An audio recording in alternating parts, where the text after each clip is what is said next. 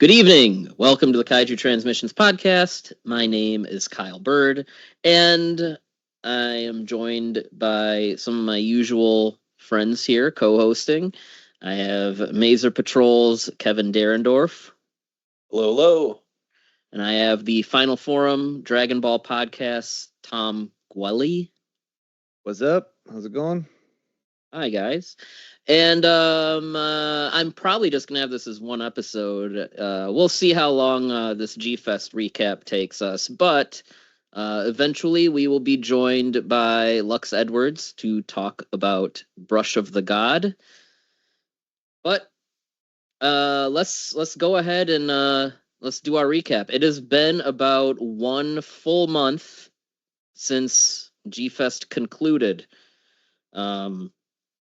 And if you guys are anything like me, that means every weekend goes by and you're thinking, man, it was only X amount of days ago that I was in a nice, happy place and not doing the soul-crushing everyday grind of real life. But wasn't it awesome for like 3 straight days? I barely looked at my phone. Right. Yeah. So yeah, I was there, obviously. Kevin was there. I mean, me and Kevin are kind of just there every year. I think it's my 20-something year. And Tom was back. I think this is his second G-Fest. His first one was my second. 2019. So it was good to have you back. But yeah, it's like you just said. I mean, for 3 straight days, you're just kind of like in like this nice, happy place and you're not, and then you get back and it's like, well, I gotta go back to work. I gotta think about okay, I gotta make my rent, and I can't just spend money on stupid things all day. Like I have to actually think about what I'm gonna eat tonight, and yeah, and what I'm gonna do what am I gonna do? You have to actually think about it. Someone's not just handing you a schedule of things to do. Yeah. Yeah, and you also have to think about, the world. Yeah. Such as it is. Yeah, no, there were several points throughout the weekend where like the world could have been on fire and I just wouldn't have known because I'm doing enjoyable things. Exactly. You usually find out when we're hanging out at the lobby at 2 a.m, somebody will look at their phone and tell you who died. So yeah, it could be Lindsey Graham or it could be Sam Neill. Both roll of those the dice. Did happen. That also happened a few years ago when there was that the like most famous assassination attempt on Donald Trump. Like I think who was I with? It might have been Patrick Galvin, but we were like just sitting like by like the Starbucks in the lobby, and I just opened my phone and I was like, someone just tried to kill Donald Trump. Like that's kind of how it goes. You look at your phone, like you check the news like once. But once again at the Hyatt Regency O'Hare, which I've come to like that hotel quite a bit. Tom, what do you think of the new hotel? It's not new anymore, but it's new to you. Yeah, I thought because it seems the con is always growing, so it seems like they are still even working out some of the kinks. Yeah, I'll say mostly for the places that people don't frequent quite as much. They're still working out kind of some of those kinks, how much room to allocate for, screening room 3. That's basically just like a quiet room and a couple things like that. But overall, I was pretty pleased with the venue itself. I thought it was a better space, actually. Yeah. There was some G-Fest confusions maybe about like where people would go to check in and things like that, but I thought the overall flow, like, it never felt quite overly congested to me, and there were times at the Crown where I was like, oh, there's just like a lot of people. And you were also there the now infamous weekend that the air conditioning was broken. Yeah. So you had AC this time. Yeah. But no, I think the overall flow is better. There's fewer jams of people. I mean, they still exist, right? Trying to walk around the dealer's room is always chaotic, and there's still some of that, but like it flows better. It really does. It's easier to get around. I know Yuji Kaida was impressed with the venue. Yeah. Yuji Kaida, shout out to Yuji Kaida, who I almost ran over in the parking lot. and we didn't stay at the hotel this time. My son did really love it though, so he's like, we're going back next year, right? So we'll probably stay at the hotel in the future. I had a whole cadre of people. I had a whole entourage. Literally, your whole family showed up. Almost. Like, we're talking, like, people at home, like, I'm not kidding. Like, we're talking like parents, my sister-in-law was there. So yeah, we had a whole bunch of people, but you know, if we go in the future, it'll probably just be me and my kid, and we'll just get a hotel rather than staying in an Airbnb. Yeah. But I would, you know, have full confidence, or whatever you want to phrase it, in staying in that hotel. Like I wouldn't be like, oh, gonna stay at the hotel down the street because you know this one doesn't look that nice. Yeah, I like the Crown as a hotel, but yeah, the last couple of years they were there, you could tell they were outgrowing it for sure. Yeah. So yeah, I mean, just gonna talk about some of the highlights. Let's talk about the guests this year. The guest lineup was a little strange and announced very late. So we had Koji Moritsugu, who played Dan in Ultra 7, so Ultra 7 himself. Yuji Kaida, the illustrator, probably one of my favorite kaiju artists. He's done a lot of posters, and I think his Skull Island poster is still my favorite poster from that whole movie, Japanese or otherwise. Megumi Kobayashi, who played Maul, the fairy in the Rebirth of Mothra trilogy. We had Yoshikazu Ishii, who shows up to G-Fest all the time, but he's always a really cool dude. Special effects guy on a lot of the Millennium Godzilla films, and also he's been making a lot of independent kaiju films lately. Keone Young, who's a voice actor, known for stuff like G.I. Joe. He had a role in Ultraman Rising and Godzilla Singular Point. Wes Wing, who has a role in Godzilla Minus Zero. He's an American cast member who was, you know, seemed to be enjoying himself, but also couldn't say anything because he's under NDAs. Then, for reasons I don't understand, and it's no disrespect to this person, cosplayer Muling T, who she has some really cool stuff. In Dojo, she had that giant Godzilla 98 costume, which was really impressive. And I know cosplayer guests are a thing at conventions now. I am just an old man that doesn't quite understand some of those things. Yeah, I have a conspiracy theory about this, because for a long time they weren't announcing anybody, and then the first guest that they announced is Muling T, and the second was Keone Young, who feel very, very random until you remember that both of them have been guests at Kaiju Brooklyn prior to G-Fest. So I do kind of wonder if they were, you know, copying homework a little bit there. And then there was also Jeff Angles, who translated the Godzilla Raids Again and Mothra novelizations. He was there as well. Tom, what were you? I was just both then Muling T and Keone Young could have been like, what kind of crowd am I going to draw if I go to a kaiju convention? Yeah, that's true. You know, like they could have used Kaiju Brooklyn as a bit of a test run themselves. That's fair. So that could have been part of them being announced kind of late. But the last two guests were the big ones, which were Moritsugu and Kobayashi, who, I mean, I guess we can kind of give our impressions of those. I mean, they both seem to be enjoying themselves. Moritsugu, I mean, for me, guys like that is like when you have any of these guys, Showa era guys, it's like, okay, I got to pay attention because there's not many of them left. It was cool to see him, cool to meet him. His Q&A was a little, I don't know, he's old, and you could just tell that there was a lot of stuff he wasn't quite remembering. A lot of his answers are just like, I don't remember. I filmed like 95 episodes of 7 TV shows in 2 years. I don't know anymore. Yeah.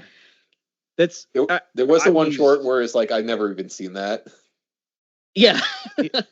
Like I've used this analogy on our show in the past. It's just like, this is their job. It's and especially in the 60s, it was a job. It wasn't like something that there weren't TV superstars really in those days. It was something that you went to work every day and did. and when you had a new project, you'd go to an office, they'd dump a bunch of scripts in your hands and say, here's where you go next. Right. And try and ask like your dad how he filled an order of whether he works in a bakery or at a manufacturing plant or a refinery or like anything. Ask your dad how they filled their toughest order on their week-long busiest week 50 years ago at his job.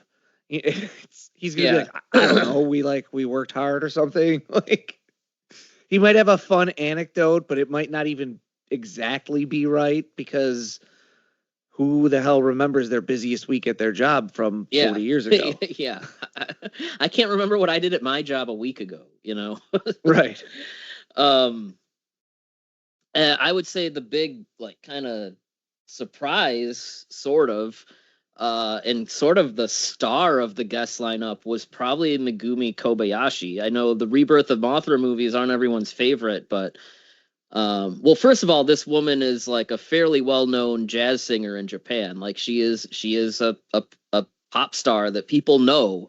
If in Japan, she's probably easily the most famous of these people. But talk about someone that, just knew how to work a crowd, was super energetic, and just joyful and just, charismatic. I think, a lot of people walked into her Q&A like, oh yeah, sure, I want to hear a little bit more about these movies no one really talks about, and just walked away being like, this lady is awesome. Like, she's a lot of fun. And Kevin had the pleasure of interviewing her, which was also amusing. My favorite bit of that was, you were kind of going chronologically throughout her acting career, and you started by asking her about these KFC commercials she was in as a child, and she looked mortified. I told Kevin after, I said it looked like you had like brought up an incident like, hey, remember when you pissed your pants in 3rd grade or something? She looked absolutely terrified. Yeah, very, very. But like, she was a how lot do you of know fun. this? Yeah, she was a lot of fun. I mean, and all the interactions I saw with her, whether it was, signing thing for kids, including my own, or, just she really seemed to be just having a lot of fun. She probably came into it not really knowing what to expect. Kevin had a great analogy. It would be like, if Jennifer Lopez went to Japan to talk about Anaconda, only to find out that like there's a crazy fan base of Anaconda but she seemed to really just thrive off of all this energy. And Tom, I know you didn't see at least all of her panel, but I don't know, did you come by her at all or have any impressions from what you were able to gather? Yeah, so I got to see a little bit of her panel. Actually, like the bookends of it. I had some stuff I had to take care of before that, or between that, it was an issue with getting my family in the door. But from what I saw from her, it was like the best Japanese guest G-Fest interview in terms of the guest really playing into it, working the crowd, working the room, responding to questions, and not making it feel stodgy, even in spite of or with or whatever the obvious pauses that you have in translation, since Akira Takarada in 2019. She's that good at working a room. She has this natural charisma about her that is just it's undeniable. She has that quality. And so it was kind of interesting, because definitely someone that I was not like looking forward to seeing. You know, I was like, oh, that's cool, I guess, but I'm not a huge fan. I don't even know. I didn't even know which one of the two she was. you know, so like whatever. But then seeing her, I was like, oh, seeing her made me want to revisit those movies, because she was that personable and that likable. Yeah, she was absolutely a delight. And, even, she was like that on stage, but she was like that one-on-one also. We ran into her Monday morning, like while we were checking out of the hotel, and, she like shook my hand and gave Amanda a hug, and like, just very, very amiable. So yeah, no, I think that overall, like I said, like we were saying early on, we were like, I don't know about the guests this year, but with her and Moritsugu getting on board, I mean, that's what really made it like, okay, we have a convention here. I'm sure like Wes will have a better year next time. Yeah, if he comes back and he can actually talk about the movie he's in, I think so too. And we all know it's going to be about the same level of reception as like any of these other ones, right? Like, so at the very least, even if none of us end up wanting to talk to him about the movie, all the kids my son's age, like my son is going to want to talk to that dude constantly. He wanted to talk to him this year, and I was like, Max, he can't tell you anything because the movie's not out yet. And he was like, oh, then I don't. what would I ask him? Film festival was okay. I mean, there wasn't a whole lot that I think piqued our interests. There was the Japanese short Ayura, which I think me and Kevin had intended to find, but just kept forgetting. Yeah, I had a conflict. I saw bits of it actually, and it like very bits. It looked pretty cool. Like definitely something that I want to see the whole thing. I saw maybe 90 seconds worth. Yeah, so. There was and there were a few things that sounded interesting that I just there were other things that I wanted to do instead. But well, me and Tom sat through a good portion of Dragon Lizard Lord versus Gorilla Monkey King, which was something. Yeah, I mean, you'll in the near future you'll hear us talk a lot more about whatever that was. Do we tell the story of the audio on G-Fest? Or do we wait for the episode to do that? I think maybe we wait for the episode, because little teaser for the Dragon Lizard Lord episode. That's gonna be a crazy one. We did see Gladio, which is Ishii's new movie, which I guess we can talk about. It's about a group of people who are like basically stuck in a time loop, and they have to find a way to defeat this monster Gladio, which is a reworked Virus King suit. If anyone saw Yuzo, his other movie, and every day a strange bunny man, guy dressed as a bunny, comes and tells them where they need to go and tells them like, okay, the monster is going to be here, and more or less these characters are kind of people with some sort of tragedy in their lives, and they have to learn to love themselves to beat the monster. Yeah, it's very Gantz, because it's like people who had died or something, like showing up in this alternate world where there's not other people, and then having to fight a monster. Yeah.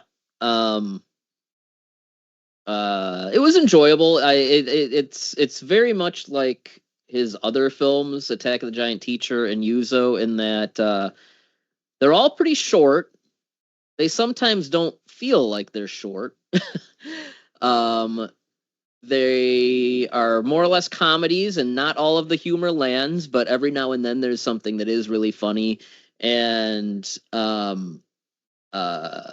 they're very earnest, and they're just sort of charming little harmless, fun, like very low budget independent kaiju movies. And if you went to this premiere, there's a chance you see yourself on the Blu-ray because they were filming features for the Blu-ray. Like, and for all their warts, they're made with a lot of heart and sincerity, and I mean, he is one of the only guys making movies with suits and miniatures and stuff.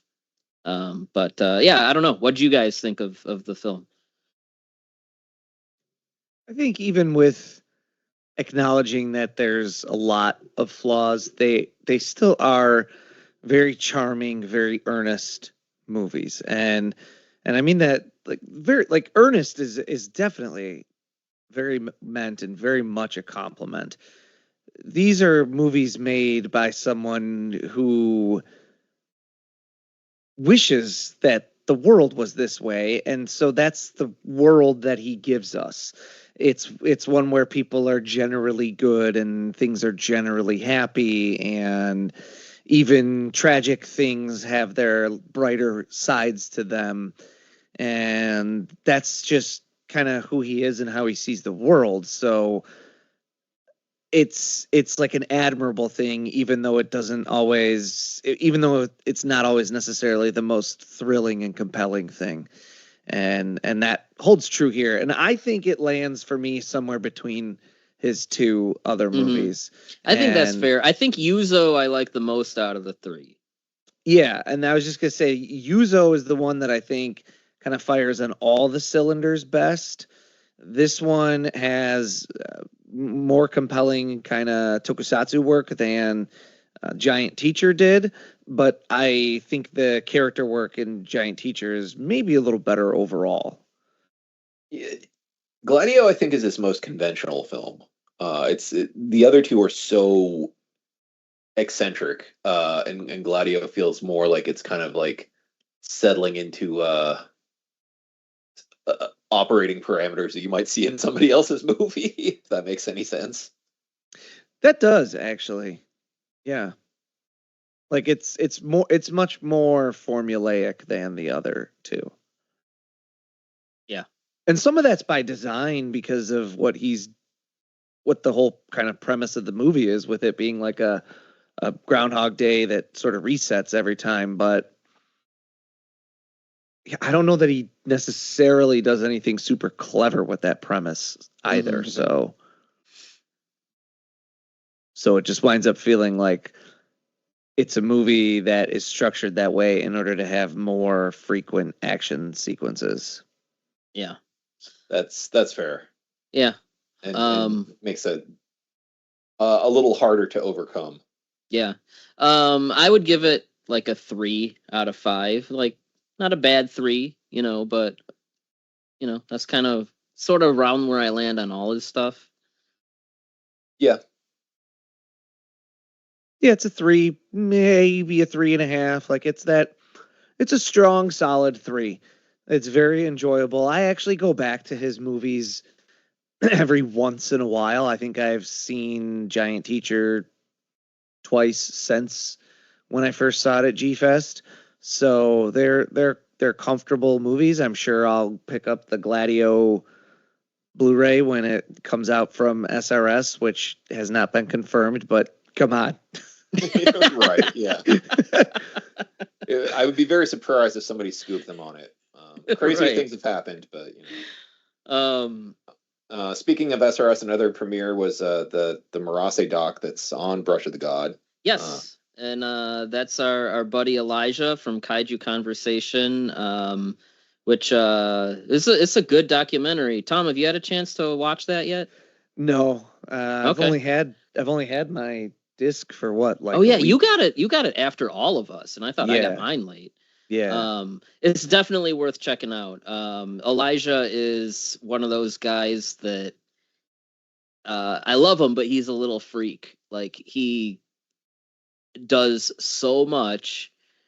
He always has a million things he's doing at once, and he puts like every bit of energy into each of those things. I don't. I Arguably too much. yes. One day he's probably just gonna like spontaneously combust or something. I don't think the man sleeps. I'm not even sure if he eats. We all saw that at G Fest. It was like, okay, we're going to bed. It's like 3 a.m, and he's like, oh, I'm gonna go do all this stuff, and we're like, I have what? I have a meeting scheduled right now. And we're like, Yeah, we're like, what are you doing? Who are you? No, Elijah's a good dude. We spent a lot of time with him over the weekend. But yeah, it was always, and then we'd see him the next day and he would be like in a stupor, and we're like, and he's like, yeah, I'm fine. I got about 50 minutes of sleep. I'm good. Don't worry, guys. And we're like, okay, that's mildly concerning, but okay, go do your thing.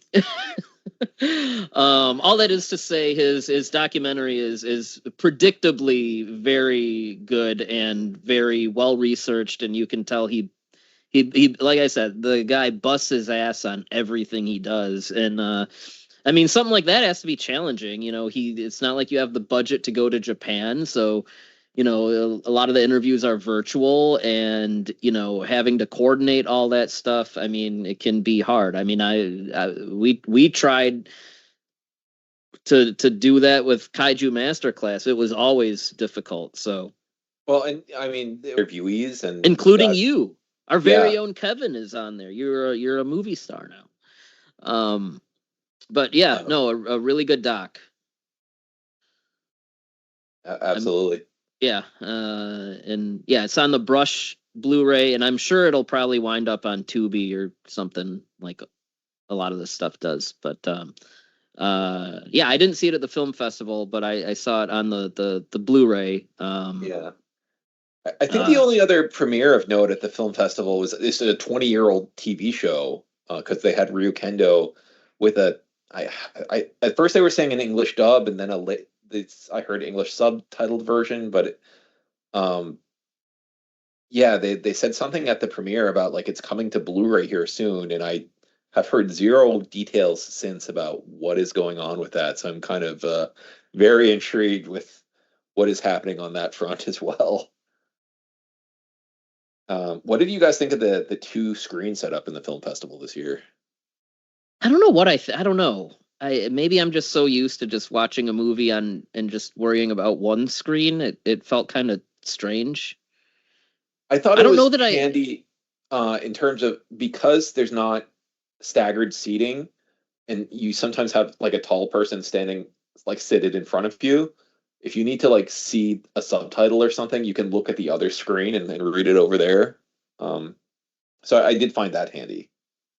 yeah, that was kind of exactly my thought. Is with there not being staggered seating, then you need to either have that screen pretty high up so that everyone's looking up at it, or you need multiple viewing angles. And so I thought the two screen setup worked fine. Like I never found it overly distracting or anything like that because they were synced up perfectly. There was like no delay between the two at all. So it wasn't ever like you'd notice the cuts out of the corner of your eye or anything like that.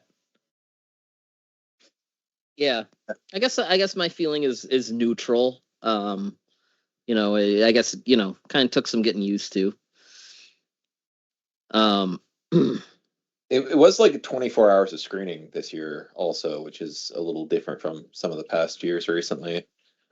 Yeah, and some of that made getting out to some of the things that I actually was curious about harder, because they'd be playing at like, there was one that I can't remember what it was.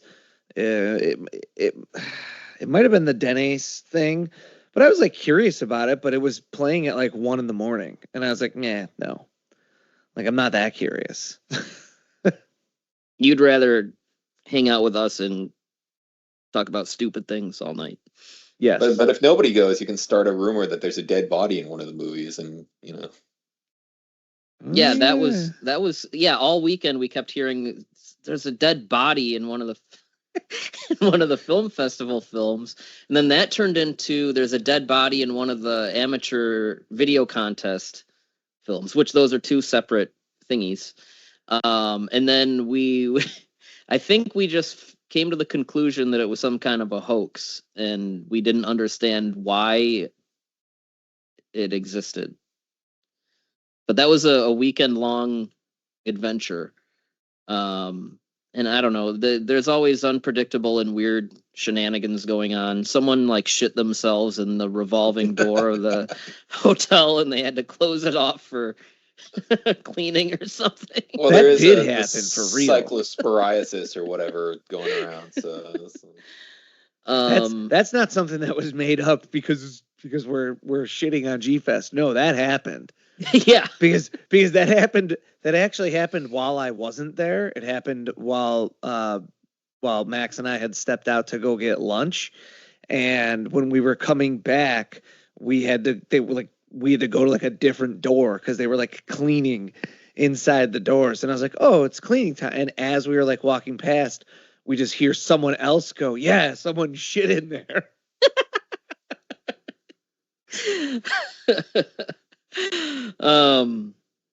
All of us did panels. Kevin, what did you have going on? Yeah, so on top of the Kobayashi interview, I had 3 panels. I did 90-minute panels this year, which is actually perfect for me because I tend to kind of like run out of time on stuff. And one of mine, I did a Kaiju anime in the past 10 years, and I was sure I was going to run out of time, but I actually ended early on that one. That was a good panel. Thank you.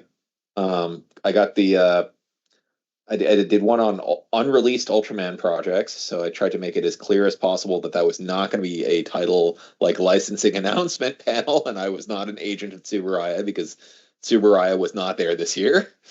And then also, speaking of people who weren't there this year, I did a Kiyotaka Taguchi panel because, every year he would be showing up and then they'd not have room on the schedule for it's an because interview he just decides to show up, like pay for his own flight and hotel and stuff, and he doesn't tell anyone until like the week before the convention, and then everyone's like, oh well, Taguchi's there, we should do something for him, and then he plays a short film, and then he gets a table in the autograph room. But we were like, okay, like he's seriously done this for the last like 5 years. And then last year Kevin was like, okay, because he's gonna come, I'm going, and they never give him a panel because he's always just like, oh yeah, I'm gonna fly over and I'm gonna stay there, okay, bye. And they're like, okay. And so he never really gets a panel. So Kevin was like, I'll propose a Taguchi panel, and then when he's there, that can be like his Q&A, so he can actually have a panel. But then, of course, this is the one year he didn't do that. Yeah.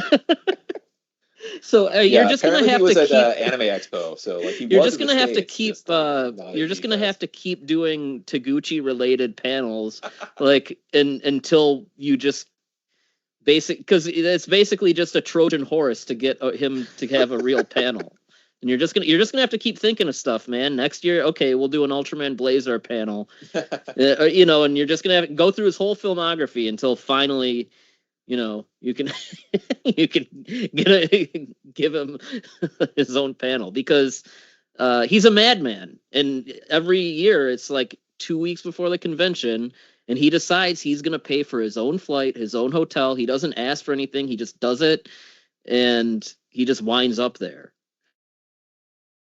It was also unfortunate timing with the panel, because like the week after I did the panel, Giguk put out like a video online doing an interview with him, and he was talking about how he used practical effect miniatures in Clavites in the back. You know, that's an anime that he's doing, but like the castles and stuff are actually practical miniatures that look like they're like matte paintings.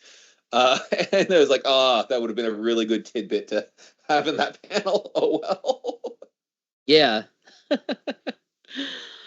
And then Tom, you did your Dragon Ball panel, or your Toriyama panel. I'm sorry. Right. Yeah. So once hopefully G-Fest gets me the audio, which they don't have just yet, but once they get it to me, that'll be an episode of Final Forum.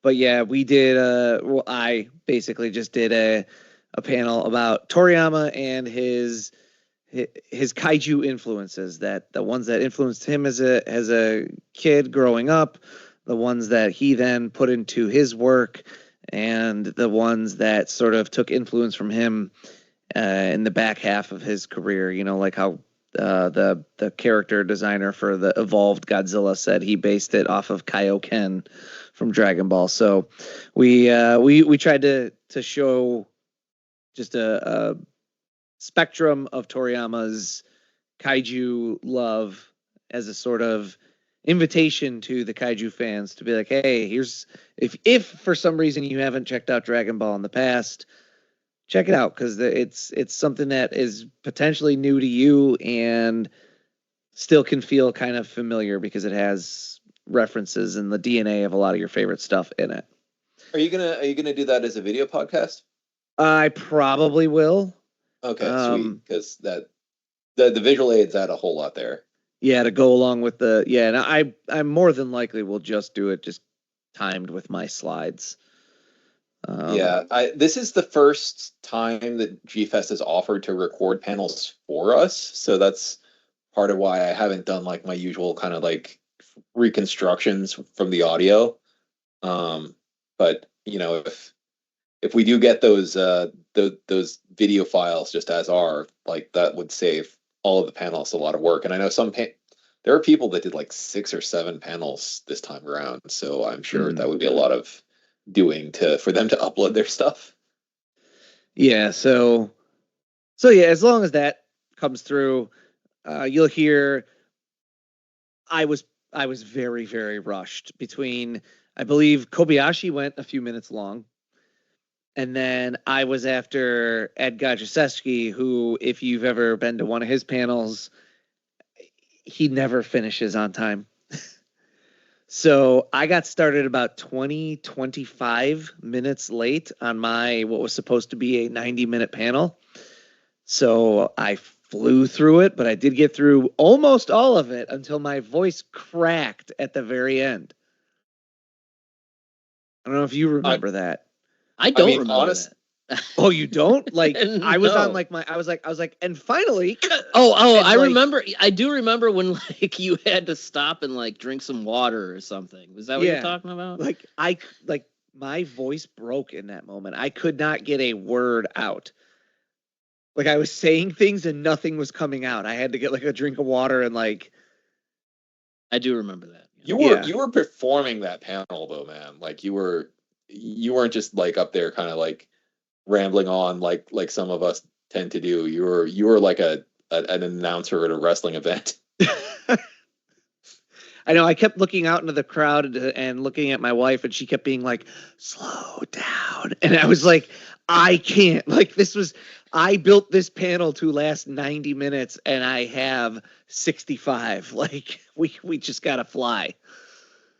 And And then me and Elijah did a panel about the original Ultraman series. This is something that I think Martin wanted a panel about Ultraman, and he just asked Elijah, and Elijah was like too nice to say he has too much other stuff going on because he also had like 2 million panels. And then he asked me if I wanted to do it, and I'm too nice to say no. So then we both got stuck doing this Ultraman panel.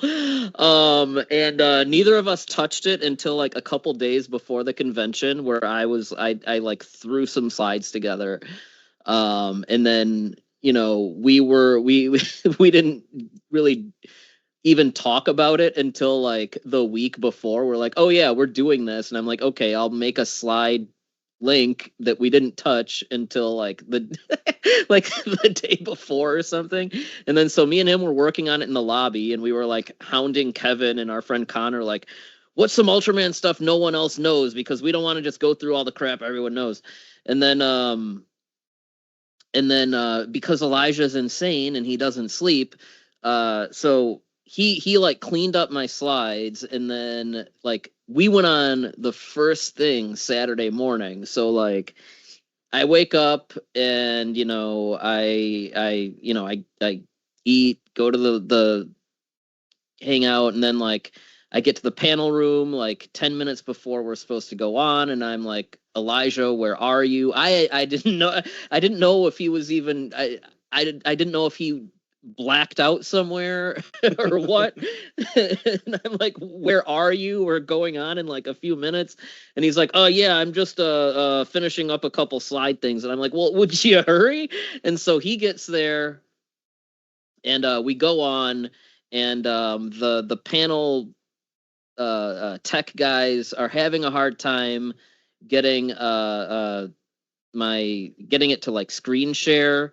So they had to just screen share the slide deck from my laptop, meaning it had to be shared without any of our notes.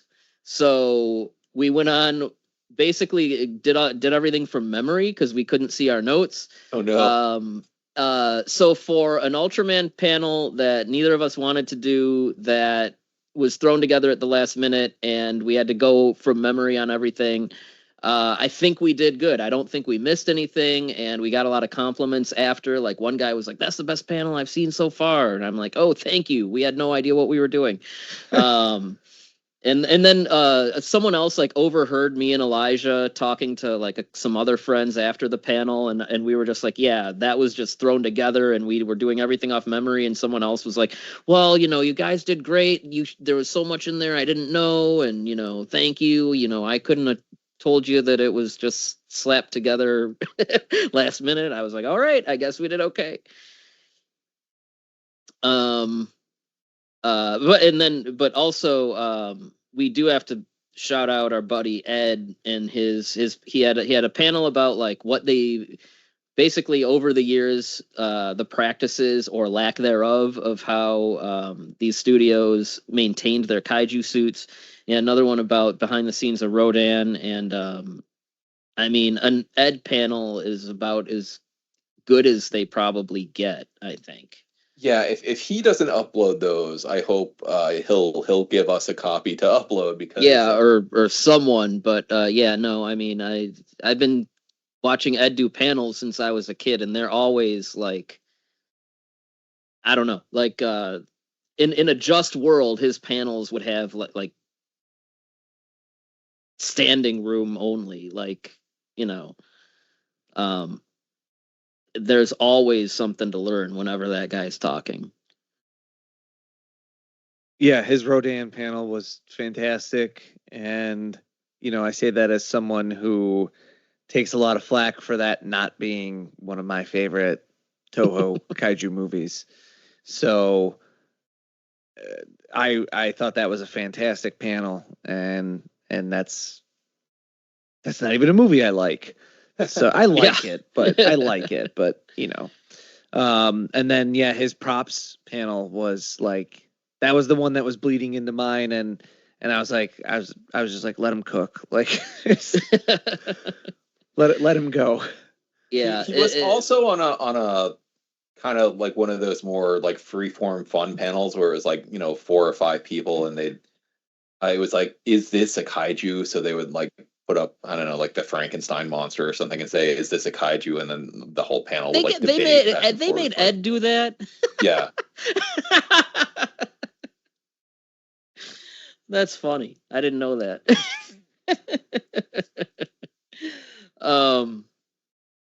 But yeah, no, his stuff's always great. Yeah, really, really good stuff. Justin had a great panel. Yeah, Justin's panels are always really good. He had the the hoax, Kaiju the hoaxes, urban legends or hoaxes or whatever. And what was his other one? He was on one with Angles talking about the early kaiju. Oh, that's right. I literature. missed that one. Yeah, I missed that one. I also missed one of Alex's 2 panels. Well, maybe I didn't miss it because the one that he did on the Tsuburaya stuff that's not Ultraman, I gave him my slides from Kaiju Brooklyn, so I don't know how much he might have used those. I saw his last dinosaur panel, which was really good. That was good.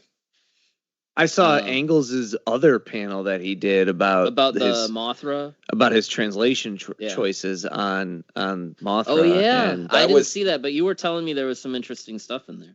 Yeah, I was wondering if he's not going to get invited back to G-Fest after some of those comments. Yes, that was kind of what I was thinking. He went on I mean, it wasn't a long thing. It was just the question came up, and it was Donnie Winter was doing the interview, so I'm sure the question was not accidental at all.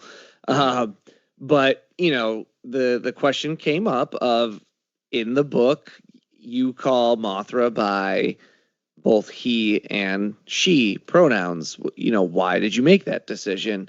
And he said that in the text, she is referenced as having, I think, masculine pronouns when she's in larval form, and feminine once she becomes the imago or moth form. And so he said he then made the stylistic choice to use non-binary pronouns when it was in the cocoon, because he thought just that was a way to get that sort of trans metaphor across better, that this character is all genders, is basically kind of how he answered the question. And I thought that's really interesting, and I'm sure a lot of people are really mad at him now.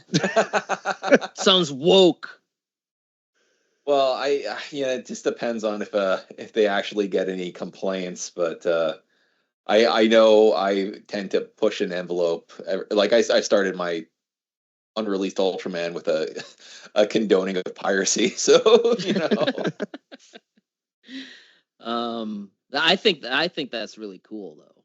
Yeah, that is. But I thought really it was really interesting too, like just to know that in the original Japanese text, she's referred to with both sets of pronouns. And it's funny because when me and Kevin did our Kaiju Mythbusters thing a few years ago, one of our things was, in the American fandom, there's this idea that Mothra Leo in the Rebirth trilogy is a male because the Sony subtitles say he. And we brought up a whole thing about how, like, in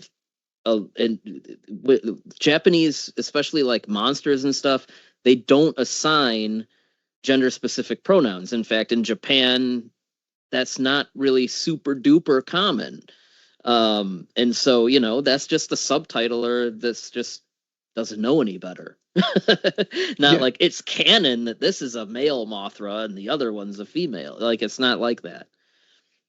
Yeah, usually in Japanese, it's the first person pronouns that are more gendered, which makes it if the monsters are talking, it actually makes it easier to gender them and not just based on their voices. So yeah. And these guys can't talk. Yeah. These monsters can't talk. See, right. I said guys. I shouldn't have done that. These things, they like to say it or even like Toho insists, despite the branding of King of the Monsters, they insist that Godzilla is referred to as an it. So yeah, I don't know why the American fandom gets so hung up on any of the things they get hung up on, but I can speculate, but it's not going to come across nicely.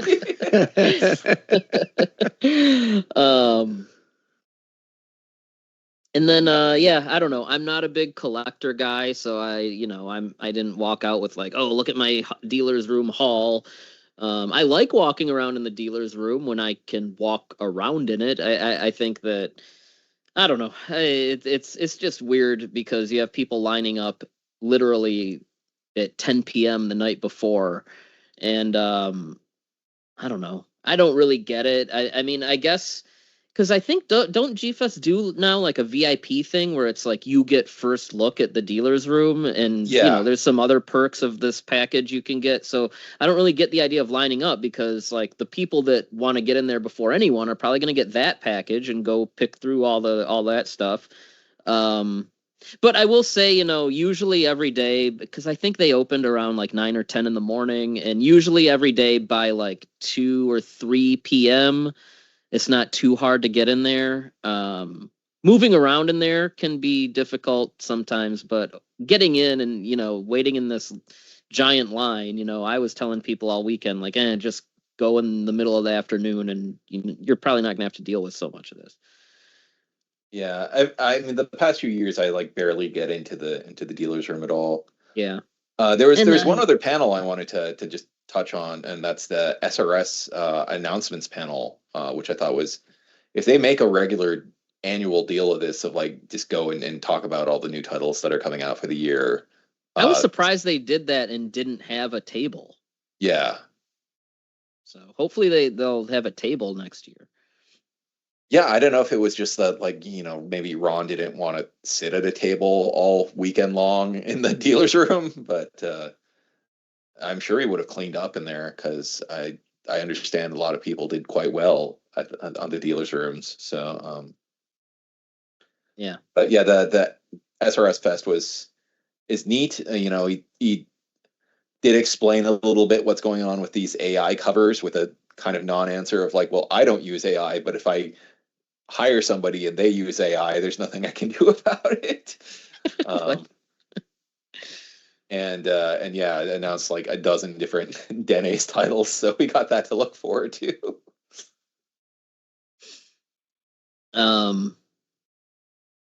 But yeah, I don't know. Anything we're forgetting? Are we ready to? At the convention, just a couple other things. I think one thing that was quirky this year was the Godzilla Palooza situation. Yeah, Tom, was that in your hotel too? I was in an Airbnb, so okay. That's right. I think it was Justin. Yeah, it was Justin's hotel. And yeah, wasn't Patrick staying in that hotel also? Yeah, I think so. What was one of the hotels that like is across the street or whatever had Godzilla Palooza, they called it, all weekend, and it was more or less like a small vendor room with, I think, like one table or something. Mm-hmm. And I think like one vendor's table worth. Yeah, and I think the backstory was like that vendor got rejected by G-Fest or something, but like something along those lines. But they were jaded and passive aggressively set up their own rival convention across the street.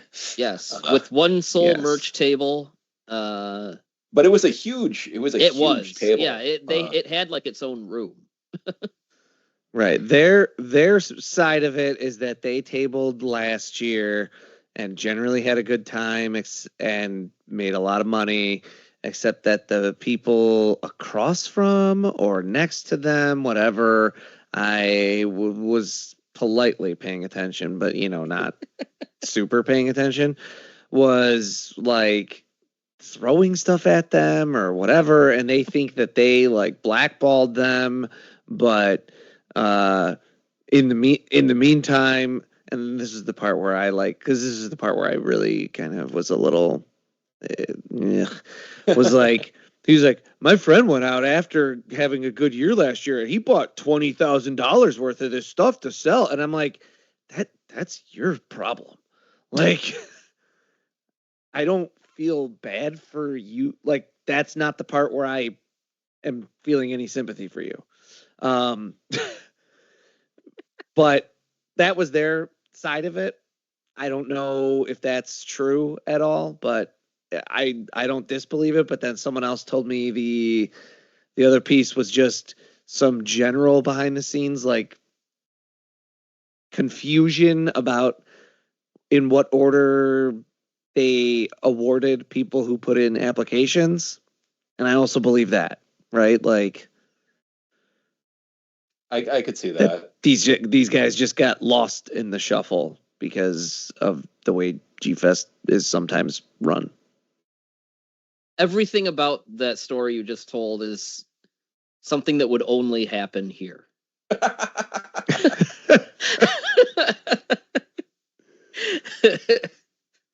Well, that's the other. Is both are completely believable. Yeah. Another quirk this year is the social media guests. Yeah, that which I like obviously on social media that was like a big thing. Like all these people, I have this YouTube channel and I'm being asked to be a guest at G-Fest for social media. But like if you weren't there, all that really means is like these are people that G-Fest basically put them up so they can make content basically to advertise and make reels or Instagram videos or whatever about G-Fest. I didn't, for as many of them as there were, I didn't encounter too many of them. Every now and then there would be some doofus, filming with an iPhone in front of like a dealer's room table and being like, and they got this guy, oh, look at all the stuff they got. And I'm just like, oh my God, this is already a crowded sea of people. Can you just stop congesting this aisle? Other than that, I didn't really see any of these people doing anything. So I don't know. I saw a large number of them. And yeah, I think it was the most egregious in the dealers' rooms because it is so crowded and people are trying to get to the tables. I've heard that some of the cosplayers definitely got kind of like stopped by the media influencers a lot. But I feel like if you're a cosplayer, that's kind of your goal anyway. So they probably, by and large, don't really mind that. Yeah. And the cosplayers that I saw there was the one person in the wheelchair, and they turned their wheelchair into a mazer tank. That was a cool one. Yeah, that was great. There was Sexy Batra. Mm-hmm. There was there was a really good lady Mecha Ghidorah also. Yeah. There was a really good Mega Gyarus. Oh, yeah. There was a very good Megalon, like a really, really fantastic Megalon. And then Tom, your son was really kind of taken with that stuff. Like he kept just disappearing into the dojo room to like we would just watch all the costumes and I'd be sitting in a panel I'd be sitting in a panel like watching like Maritsugu. I watched his panel and Max has seen a few episodes of Ultra 7, but it's not his favorite or anything. And so he didn't care. And so he just like 20 minutes into it leads into me. He's like, I'm going to Dojo Studios. He did that. Yeah. He did that throughout the weekend. It was like, oh, well, where's Max? Oh, he's in Dojo just chilling. I guess watching people make their costumes. I don't know.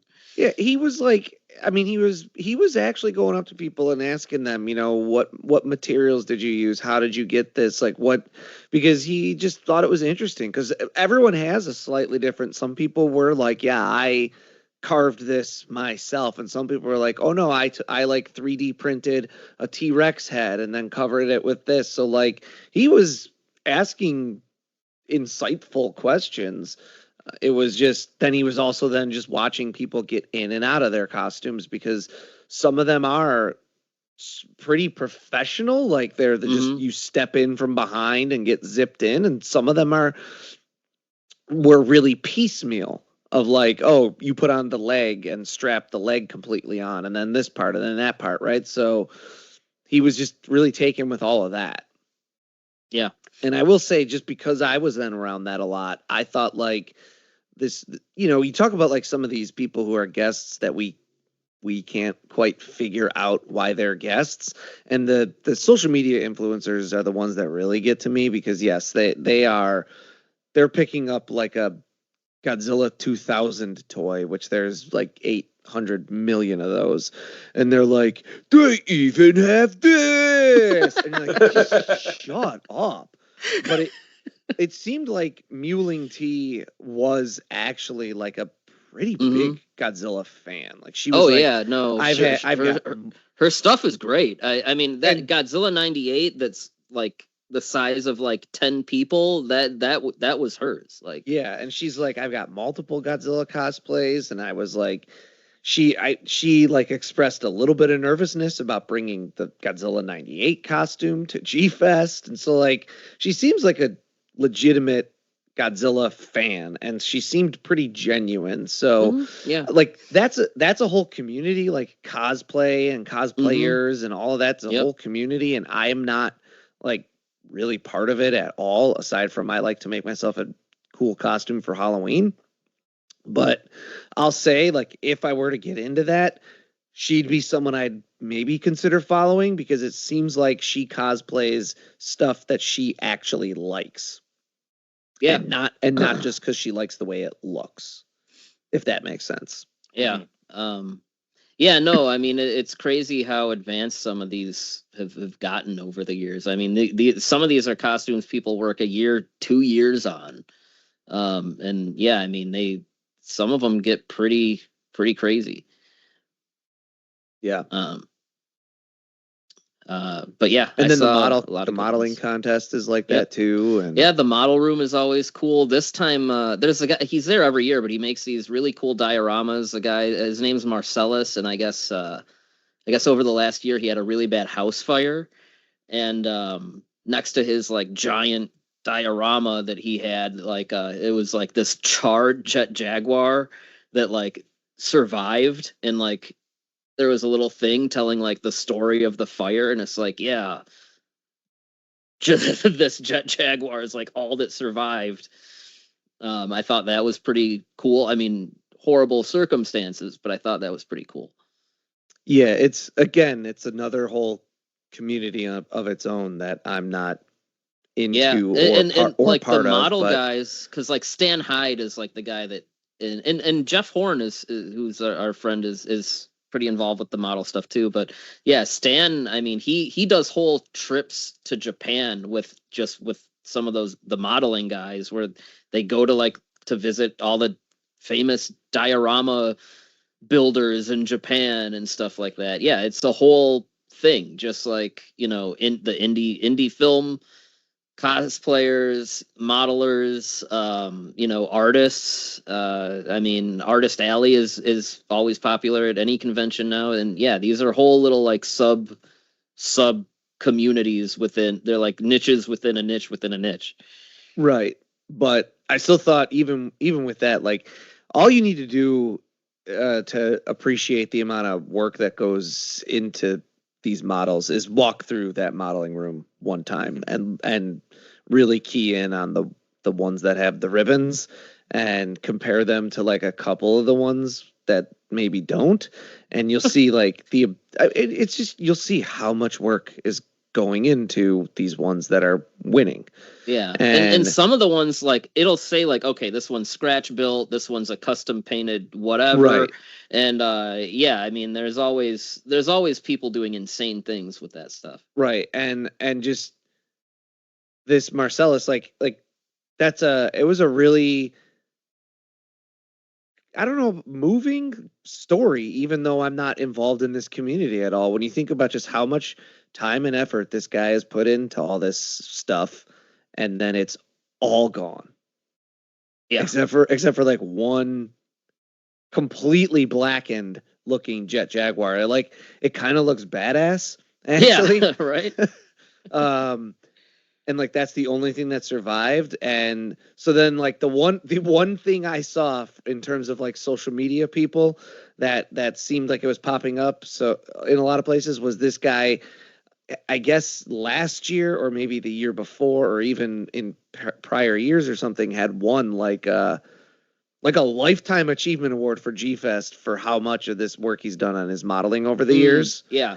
And that like burned in his fire. Ooh. And he was, they like, I'm sure Byrd, you're saying Stan runs the modeling stuff. Like Stan commissioned a replacement plaque for him and gave it to him. And like, there's like pictures of this guy like breaking down in tears. That's the one thing I saw go I saw that too. viral around this weekend. And I was like, that's a terrible thing that happened to this guy, but like a kind of feel good type of story in a way. Yeah. I don't know that there's too much else. I mean, we all had a good time and we have crazy stories about, that we can't tell to anyone but each other. Right. Yeah. But yeah, I mean, the only other thing is they did quote sell out of badges, whatever that means. Because they were still selling weekend passes. I don't think that means they were at capacity. I think that just means they literally ran out of the physical badges. And I was thinking because like you could still get in with if you were a panelist or whatever, but yeah, you could. It seemed to me less like a capacity thing and more of a like we literally ran out of these passes because you can still get a weekend pass and get in for the day. So I don't. It's like note to G-Fest in the future, buy a pack from Dollar Tree of those wristbands. Yeah, they're like have a backup. You get like 500 of them for like $5. Yeah, or like $1.25, and you slap them on. You throw them under that desk. You say, "Hey, if we run out of badges, slap these on people." Yeah. Yeah. Did we ever hear like what the actual attendance numbers are? Because I've heard I didn't. I feel like normally we kind of hear something like that by now, but I don't know. Maybe I'll reach out to Jeff or someone and say like, "Hey, how we looking this year?" It didn't seem quite as crowded as the last 2 years, but I feel like that's going to change next year. We'll have another double event. So. Yeah, we have 2 Godzilla movies. We'll be 2 more this time next year. We will be 2 more Godzilla movies in, which is insanity, but that's kind of the time we live in. All right, well, thank you for listening, folks, and we will see you next time. Thank you for listening to the Kaiju Transmissions podcast. Please take a moment to rate and review us on iTunes, Podbean, and Stitcher. Make sure to subscribe for all the latest episodes. You can also check us out on Twitter at KT_podcast. You can check us out on Instagram and Facebook at Kaiju Transmissions. And you can email us at kaijutransmissions@gmail.com if you have any questions or comments. And we will see you next time.